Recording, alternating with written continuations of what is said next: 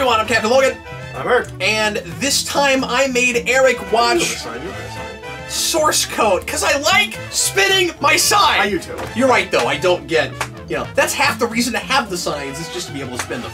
I made Eric watch a movie that I thought I loved called Source Code. This is directed by Duncan Jones, the director of Moon, who I keep referring to as one of my favorite directors. And is it just Moon? It might just be Moon. I mean, here's the thing. I like Warcraft, but you won't watch it. I haven't seen it. I don't know if I'm going to bother with it. And that sidequel to Moon he did got really bad reviews. I haven't seen it yet. I haven't either, but it got really bad reviews. I'm still going to watch it, just because completion and whatever. Sure.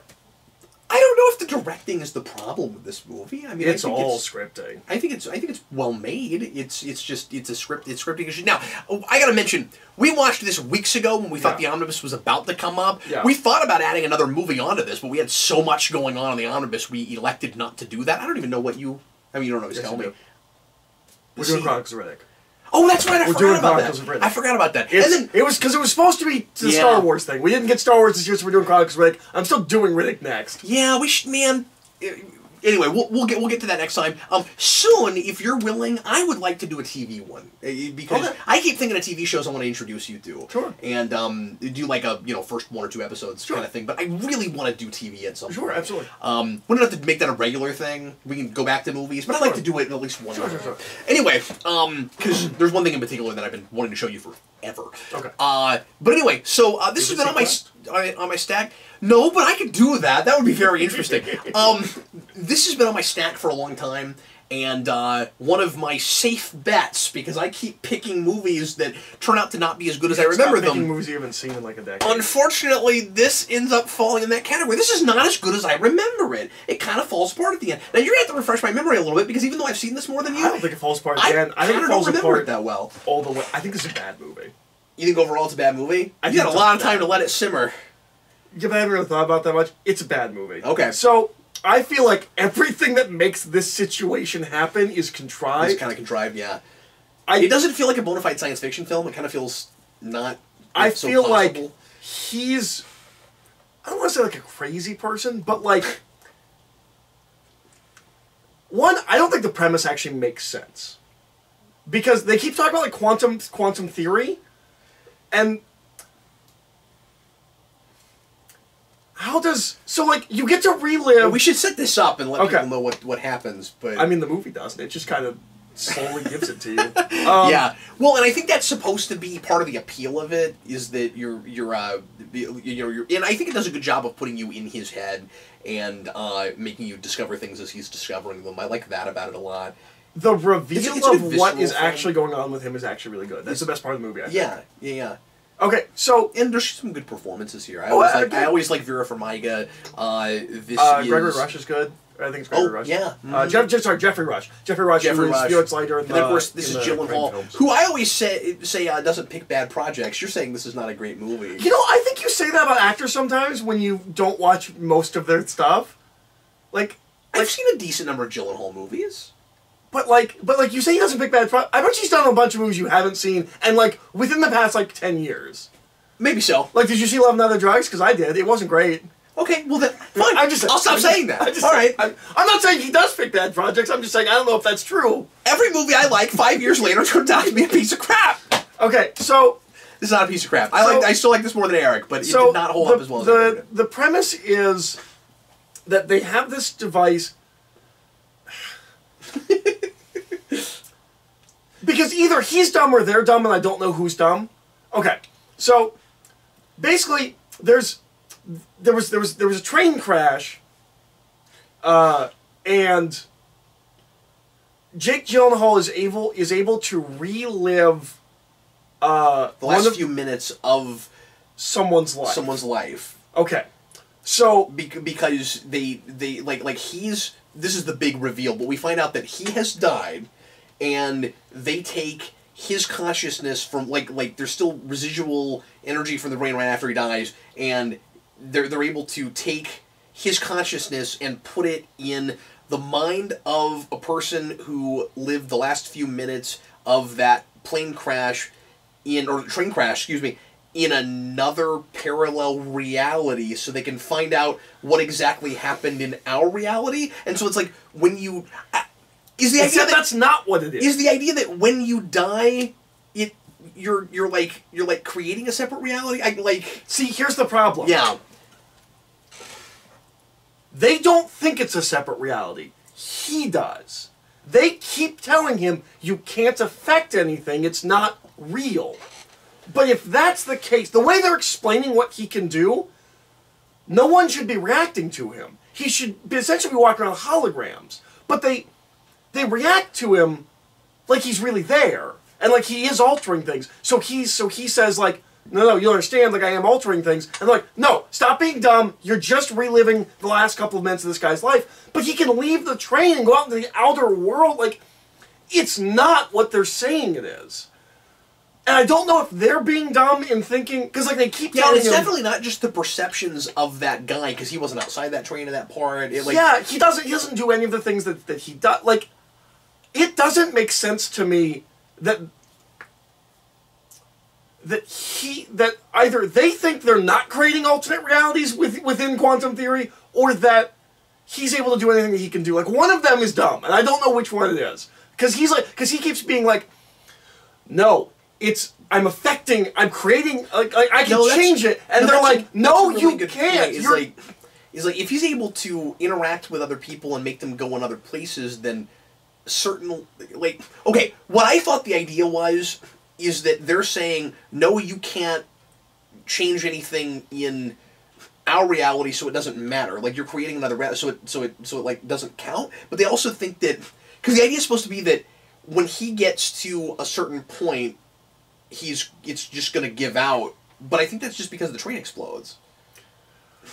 Well, here's the thing, because remember, when he gets off the train, we have to contrive him to die, so we can't answer that question yet. Yeah. Because it seems like... So it's all like just reality not allowing him to do what he wants to because the script says it doesn't? Yeah. Yeah. Yeah. And so then it doesn't feel like a science fiction concept anymore. Because when he gets his final request at the end, and she lets him go in, she doesn't think anything's going to happen. And he says, no, it's gonna keep going. She doesn't think it's going to keep going. In which case, what do they think it is? Yeah, no, you're absolutely right about that. Yeah. Now, he's right... So the big reveal is that he's dead, and it's just he's like mostly dead, but like there's still enough brain synapses that like he as a person kind of exists, but he's in like this big iron lung, and that's awesome. And when you find out that the people talking to him is just like people typing on the screen, all of that, that's a great reveal. It doesn't make any sense. Like the rest of the movie around it's not great, but like I really like that reveal. I was like, oh, it's a little haunting. Yeah, it's kind of sad. I also like... when you see him talking to her... No, because she's talking to Mike. It's like he talks to her in text on the screen. Yeah, that's a cool reveal. It's a really cool reveal. Now, what breaks down a little bit about it is the real-time aspect of it, where she's responding to him like she's hearing him the way he's talking and that we're hearing him, and there's like a rhythm to their conversation. But, like, she's actually just reading something on the screen, so, like, the rhythm would be different. So, I guess you can't overthink that, or it totally breaks down. But I also like when he calls them in the other universe at the end, and that's pretty cool. Sure. But the ending doesn't make any sense. Okay, go ahead. So I already wasn't really enjoying this movie. Yeah. It was one of those movies where, like... I'm sorry. It's one of those movies where, like, I keep asking questions, because the movie wants me to keep asking questions, but it doesn't actually answer any of those questions for me. Like, I kept being like, but why not this? Why not this? And when you treat it like a slow burn mystery, I need to find out all the answers to all of my questions. Isn't it odd, though, and kind of unusual, that some of the drama works before any of the science fiction does? Like, the phone call with his dad at the end is really good. Yeah, but nothing with that girl is. No, that's pretty bad. And I like her. That's Michelle Monaghan. I like Michelle Monaghan. No, we should mention that. That's not great. Unbelievably idealized. But, so, at the end of the movie, he isn't responding like a real person would in a lot of the situations, where she's going with things too easily. And yeah, I assumed it was a virtual reality simulation at the beginning. Oh, interesting. So, well, it looks so digitally on the cover. That's true. But I mean, they're digitally putting his brain in another body. Yeah. So, at the end of this movie, he convinces the woman that's been like his handler, That's Vera Farmiga. to let him go back one more time and try to change things. And she's like, it's not going to change anything. But after they do that, kill his body. So he goes and he survives. They have that weird ticking time bomb with the boss trying to get in. That's real contrived. Yeah. Yeah, it's not great. Yeah. So. Boy, this movie's not great, is it? So he goes back and he stops the bomb from going, or he stops the bomb from exploding. Then he gets out, and remember, he's in a different man's body. Yes. And he gets out and he goes out with the girl. It's not that it doesn't make sense, it's just that it's hilarious. Yeah, so he's like, okay, I'm gonna live my life with this woman that I'm now in love with, and I've seen for 4 minutes like 7 times. Yeah. More than that, but yeah. He's a teacher in a field that he doesn't know. Yep. He doesn't know where this man lives. He doesn't know any of his bank information. Right. He doesn't know his social security number. I mean, he might have his wallet, I guess. He might have his wallet, but like a lot of people don't keep a social security number in their wallet because it can get stolen. And she's not going to believe him when he explains what's happened and that he's not that guy. And he's convinced her that he is that guy. So he's looking at a miserable existence. Like, at least he still this movie only works, exist, but or the ending of this movie only works for like another 30 minutes. It treats it like happily ever after, and then if you start thinking about it, you're like, tomorrow he's having the worst time. He can't take her to his apartment. He doesn't know where it is. Yeah. Like, and nobody's going to believe him, so he's going to, like, I don't know if he would wind up in a mental institution, but I mean, like, people are going to think something's wrong he's with going to him. end up homeless at the very least. At the very least, yeah. Because, like, he doesn't have papers. Like, he can't get... Well, I guess he has driver's license. So, like, I guess he can extrapolate from that. He might be able to get a job. Yeah. But, like, he's going to go to that well, college and if he can and he's figure out going where to he teach lives and stuff, how. he can figure some things out. But, like, if somehow he can... I mean... I guess he knows where the college... He'd go to college and see if anybody knows where he lives. He knows his name, and he could, like, Facebook himself or whatever, and he could find his friends and his family. And he could figure out some things from that. This is 2008. Is Facebook, like, big? I mean, big enough that you'd be able to find some people. Okay. I mean, I was on Facebook in 2008. I Yeah, think but- my Facebook account goes back to But 2006. I thought that was because you were at college. Well, yeah, sure, but a lot of people were already getting on. Okay.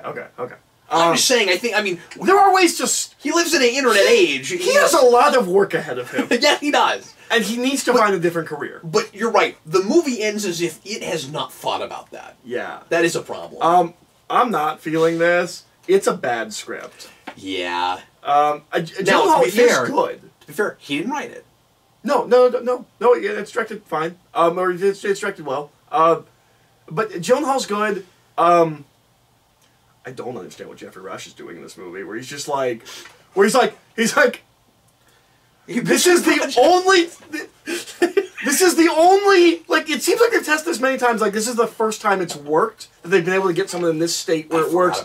And then he's like, think about all the lives we could save, like, as if they're just gonna, like, wheel in, like, 50 more, like, near-dead people, and Yeah, like, he wants to just immediately start making stuff happen today. Yeah. And that's ridiculous. Yeah. I also thought... Because you don't know if he's reliable. I also thought they were... and remember, they also weren't sure if maybe that guy wasn't the only compatible person. Yes. And that guy's immediately like, Jeffrey Rush is immediately like, bring more people in. You're like, but he might be the only person. I also thought that they,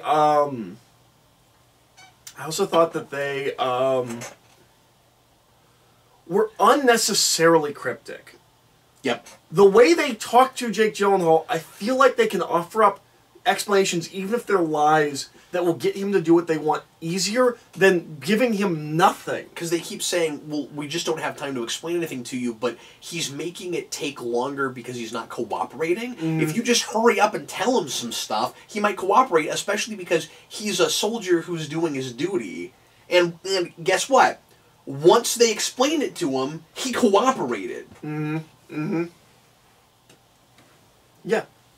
So I had a different experience with this the first time I saw it. If I have a review of this from when it first came out, don't watch that. Don't go back and watch that. Enlightening, says Captain Logan in 2009. I'll make that video unlisted. I'm not gonna let anybody watch that. Anyway, I'm gonna pick a better movie next time. I'm not. This is my first intentionally, like, not good movie. Yeah. Well, I've done a couple of intentionally not great movies. Like, you can't fault me for Buffy. I just wanted you to see that. But, Well, I mean, and Buffy's not bad. yeah. It's got its problems. But I'm just saying, I didn't pick, like, a great movie, but I Right. knew I didn't pick a great Right, movie. right. But But there you have been picked a couple intentionally bad. Star Trek V, Safe House. Like, you've picked a couple intentionally, like, bad Well, movies. from here on out, every Star Trek movie I show you will be, except for First Contact, but you've seen First Contact, so. Not since I was a kid, but yeah. But, like, it's, like... I've been having bad luck. Your memory can be faulty. But I do love Riddick, so... Yeah. Like I legitimately love Cox Riddick. It's not a good movie. But yeah, I want to do TV at some point, but when we get back to films, I'm going to go for a sci-fi classic that I know for sure is impenetrable. Is that Time Machine? There are a couple. Okay. There are a couple. Yeah, because you've had a couple on your stack there, and you're like, well, I just picked, because that was your thing last time. You're like, why I got a stack here? Why don't I pick some of these? Yeah, and then I did!